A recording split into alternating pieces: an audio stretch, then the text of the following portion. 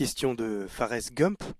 Si nous sortons de l'Union européenne, n'avez-vous pas peur du risque d'une déstabilisation du pays par des forces extérieures comme une révolution colorée orchestrée par la Fondation Soros ou autre?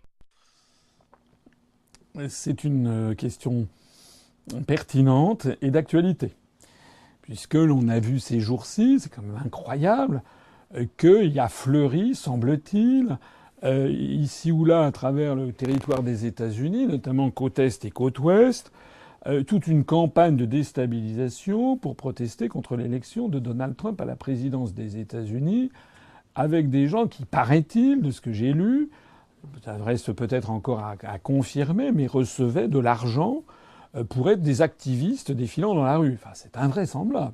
Et on a effectivement beaucoup parlé, beaucoup murmuré le nom de George Soros. Le président élu américain, d'ailleurs Donald Trump, l'a souligné lui-même. Enfin, c'est invraisemblable. C'est-à-dire que maintenant, on a des gens qui refusent carrément le suffrage universel et la démocratie.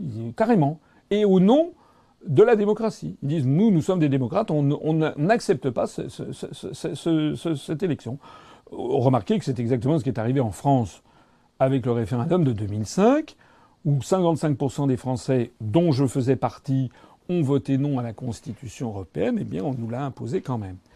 Alors, pour répondre à la question, moi, je ne suis pas Madame Soleil. C'est pas exclu, bien entendu, qu'il y ait des manœuvres de déstabilisation. Je dirais d'ailleurs, il suffit de voir actuellement les manœuvres dont nous faisons l'objet, c'est-à-dire l'omerta absolue qui nous est opposée, parce qu'ils ont peur. Ils ont peur de l'UPR, ils ont peur que ça se développe à toute allure.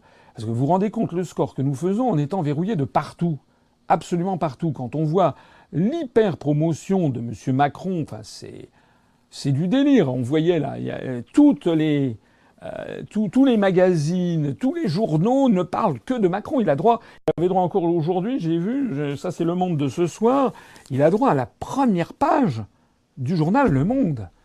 Ce type a 0 électeur et 0 programme. Ou alors il vient de l'inventer, son programme.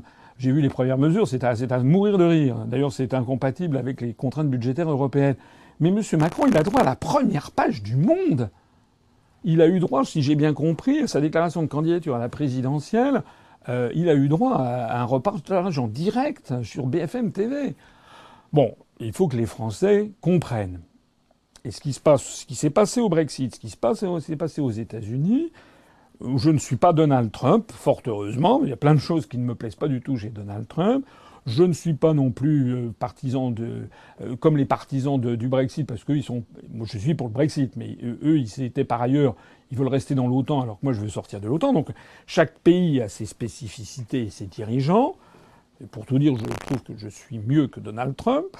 Il me semble que j'ai plus d'éthique et que je suis plus rassembleur. En tout cas, je mets au défi quiconque de trouver des dérapages scandaleux comme ceux qu'il a pu faire. Mais il n'en demeure pas moins que tout ceci montre que les peuples sont en train de reprendre le pouvoir. Eh bien, je pense que la même chose va se produire en France et que les peuples vont comprendre que M. Macron, bon, je sais pas, c'est Mme Clinton, en fait, Emmanuel Macron, c'est le même genre. Il est hyper promu par la classe oligarchique qui pense que les médias sont là pour faire un tel lavage de cerveau des électeurs qu'ils vont imposer leur candidat. Ça marche moins, ça marche même plus. Voilà. Je pense d'ailleurs que M. Macron, il va se ramasser une veste. Voilà. Je l'espère en tout cas que les Français, dans leur globalité, ne vont pas tomber là-dedans. Alors, il y aura peut-être des manœuvres de déstabilisation, peut-être, c'est possible, mais eh bien, d'abord, maintenant nous sommes avertis. Voilà.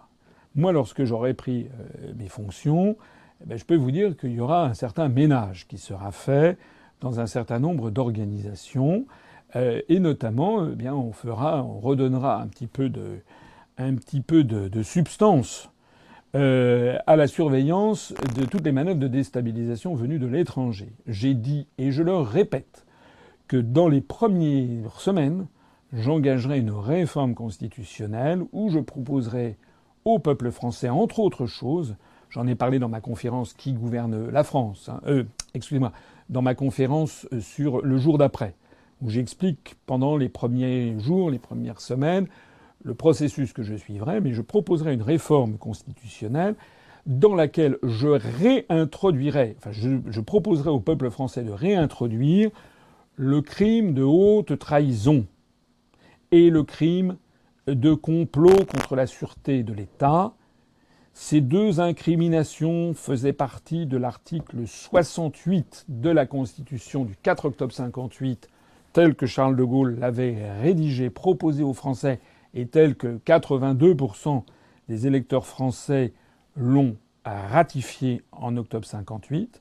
Eh bien, il faut savoir, je l'ai expliqué, notamment dans ma conférence sur où est passée la République française, et je l'ai reprécisé dans ma conférence le jour d'après, il faut que les Français sachent, moi je le clame, il faut que vous le fassiez savoir tout autour de vous, que nos parlementaires, UMP, MoDem, les Verts, les socialistes, dans le dos des Français, ils ont, par l'article 89 de la Constitution, c'est la réforme constitutionnelle par la procédure du Congrès, que d'ailleurs je proposerai de supprimer, pour que j'estime que la Constitution ne peut être modifiée que par le peuple français et à l'unanimité, et, excusez-moi, à la majorité, pas l'unanimité, mais à la majorité non seulement des votants, mais des inscrits.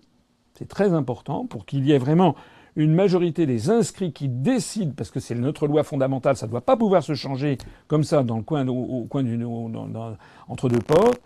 Eh bien, je proposerai donc, j'insiste sur le fait que ce sont ces parlementaires qui, dans le dos des Français, ont enlevé l'incrimination de crimes de haute trahison et de crimes de complot contre la sûreté de l'État. Et nous allons le réintroduire. Le complot contre la sûreté de l'État, ça a été retiré de notre Constitution en 1993, comme par hasard, 9 mois après le référendum de 92 sur le traité de Maastricht.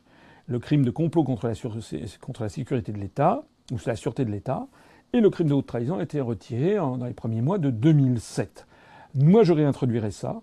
Je rendrai le président de la République responsable, non pas révocable, comme c'est la nouvelle formulation, mais responsable devant la loi, devant la justice française, des peines les pires, c'est-à-dire un emprisonnement à vie, puisqu'il n'y a plus la peine de mort, un emprisonnement à vie pour un chef de l'État, mais aussi pour des ministres qui se seraient rendus coupables de haute trahison. Et nous préciserons dans la Constitution française que la haute trahison, c'est la trahison des intérêts supérieurs de la République française et du peuple français au profit de pays étrangers ou de puissances privées étrangères. Et bien ça, une fois que ça sera précisé, à ce moment-là, on commencera à parler de choses sérieuses.